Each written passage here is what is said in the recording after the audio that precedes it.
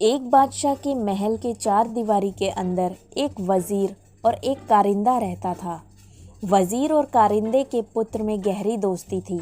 हम उम्र होने के कारण दोनों एक साथ पढ़ते खेलते थे। वजीर के कहने पर कारिंदे का लड़का उसके सब काम कर देता था। वह वजीर को चाचा कहकर पुकारता था। बादशाह कारिंदे के पुत्र को बहुत प्रेम करता था। बादशाह की कोई संतान नहीं थी, इसलिए वे कारिंदे के पुत्र को ही अपना पुत्र समझता था। बादशाह ने उसे महल और दरबार में आने जाने की पूरी छूट दे रखी थी। कारिंदे के पुत्र के प्रति बादशाह का प्रेम देखकर वजीर को बहुत ईर्ष्या होती थी। वजीर चाहता था कि बादशाह केवल उसके पुत्र को ही प्रेम करे। यदि बादशाह ने उसके पुत्र को गोद ले लिया तो बादशाह की मृत्यु के बाद उसका पुत्र ही राजगद्दी पर बैठेगा। वजीर की इच्छा के विपरीत बादशाह का प्रेम कारिंदे के पुत्र के प्रति बढ़ता ही गया। बादशाह वजीर के पुत्र को ज़रा भी पसंद नहीं करते थे, इसलिए वजीर कारिंदे और उसके पुत्र से मन ही मन ईर्ष्या करने लगा। वजीर ने कारिंदे के पुत्र को मारने का निश्चय किया। वजीर ने कारिंदे के पुत्र को रुमाल और पैसे देकर गोश्त लाने के लिए कहा। वजीर ने कारिंदे के पुत्र को अच्छी तरह समझाया कि गोश्त बाजार में गली के नुक्कड़ वाली दुकान से ही लाना। कारिंदे का बेटा रुमाल और पैसे लेकर बाजार की ओर चल दिया।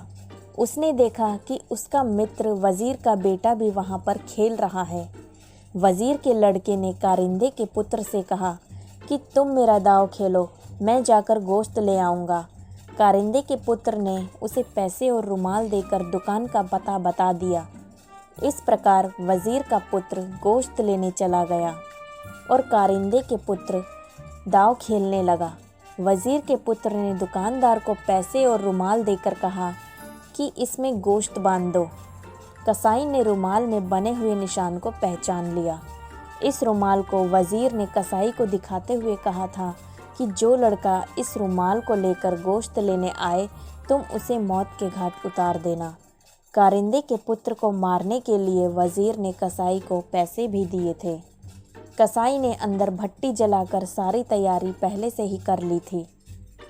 कसाई ने रुमाल और पैसे लेकर उस लड़के को वहां बैठने के लिए कहा और स्वयं अंदर गोश्त लेने चला गया। तभी वहां पर लड़का भी चला गया।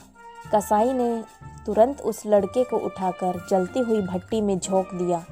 कारिंदे का पुत्र अपना दांव खेलकर अपने घर जा रहा था कि उसे रास्ते में वजीर मिल गया। कारिंदे के पुत्र ने पूछा, चाचा भैया गोश्त ले आया? इतना सुनकर वजीर के पैरों के नीचे से ज़मीन खिसक गई। तभी कारिंदे के पुत्र ने कहा, चाचा भैया ने मुझसे रुमाल और पैसे ले लिए थे और कहा कि तुम मेरा दांव खेलो, मैं गोश्त लेकर घर चला जाऊंगा। मैंने भैया को दुकान का पता भी बता दिया था। वजीर की आंखों के आगे अंधेरा छा गया और उसके मुख से एक शब्द भी नहीं निकला। अपने पुत्र को याद करता हुआ वजीर अपने घर चला गया। वजीर कह रहा था कि जो दूसरों के लिए कुआं खोदता है उसमें स्वयं गिरता है।